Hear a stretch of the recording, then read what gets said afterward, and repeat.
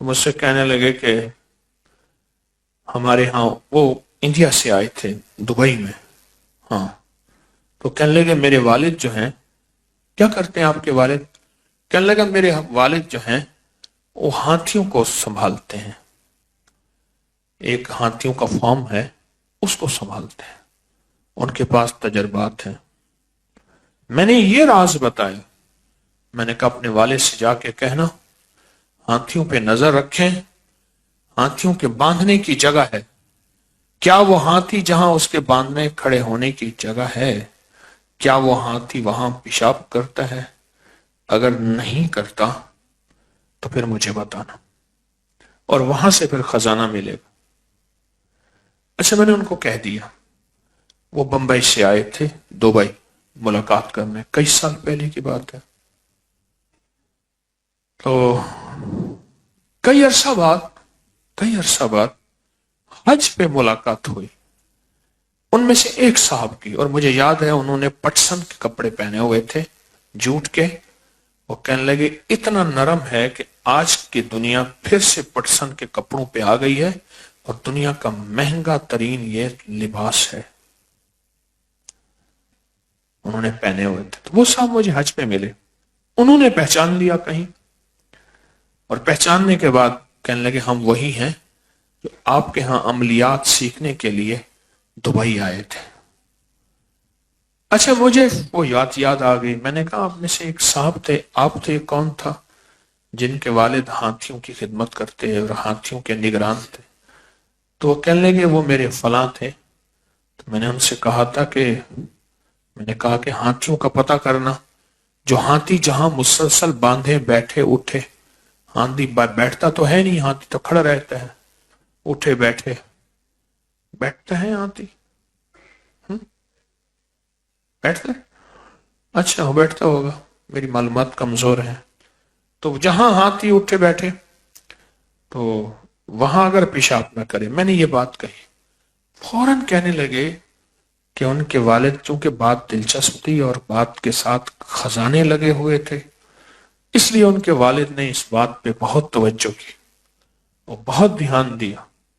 بہت توجہ کی, بہت دھیان دیا, اور کہا بات سچ نکلی کہ انہوں نے ایک جگہ بتایا کہ یہاں ہاتھی ہے اور کئی سالوں سے دیکھ رہا ہوں یہاں پیشاب نہیں کرتا. اور کہا میں نے سمجھا شاید یہ ڈیسنٹ نستعلیق با سلیقہ صاف ستھرا ہاتھی ہے کہ دیکھیں جہاں اٹھتا بیٹھتا ہے وہاں پیشاب نہیں کرتا, لیکن پتہ تو اب چلا. اور کہا کہ انہوں نے وہاں کھودا تو نیچے سے کسی دیوار کے آثار ملے, کیسے کسی دور میں کوئی یہاں محل تھا, قلعہ تھا, کوئی بڑا گھر تھا. آثار ملے, اور کہا کہ آثار ملنے کے بعد سیڑھیوں کے آثار ملے, لیکن لوگوں کو پتہ چل گیا. اور کہا جو وہاں اس علاقے کے مالک تھا اس سے پتہ چلا کہ یہاں خزانہ ہے. بات نکلی, اس نے ان کو ہٹا دیا, فوراً وہاں چار دیواری دے دی. اس کے بعد کہا کہ ہمیں پتہ چلا کہ وہ آنن فانن مالدار ہو گیا. تو ظاہر خزانہ ہی تو نکلا کہ آنن فانن مالدار ہو گیا. یہ پکی بات ہے, آزما کے دیکھ لیجئے گا. ہاتھی جہاں بیٹھتا ہے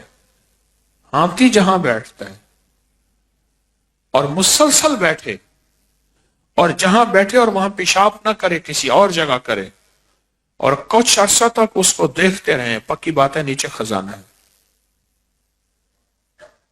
ہاتھی کو کھول رہا ہوں, اس کے نیچے خزانہ ہے. جب محمود غزنوی یہاں آیا فاتح بن کے, تو اس نے بڑے بڑے بادشاہوں کے محلات کے نیچے سے خزانے نکالے. ایک راز کی اس کو خبر تھی, وہ راز جانتا تھا. اس نے کہا کہ ان فیل بانوں کو بلاؤ جو سارا دن ہاتھیوں کے ساتھ رہتے ہیں, انہیں بلاؤ. انہیں بلایا تو انہوں نے بندے مقرر کیے کہ اس سے پوچھو کہ ہاتھی کہاں باندھتا ہے. اس نے ہاتھی یہاں باندھتا ہوں. کتنے عرصے سے؟ اتنے سالوں سے. کیا اس نے یہاں پیشاب کیا ہے؟ اس نے کہا کیا ہے. انہوں نے کہا کوئی ہاتھی ایسا بتا جہاں وہ ہوتا اور وہاں پیشاب نہ کرتا ہو. انہوں نے کہا ہاں یہ جگہ ہے جہاں وہ تھا اور اس نے پیشاب نہیں کیا. انہوں نے کہا کھودو اس جگہ کو. جب اس جگہ کو کھودا تو نیچے سے خزانہ نکلا. کیوں؟ ہاتھی کے اندر ادب اور قدر ہے کہ رزق کی قدردانی اور رزق کا احترام ہوگا تو رزق باقی رہے گا.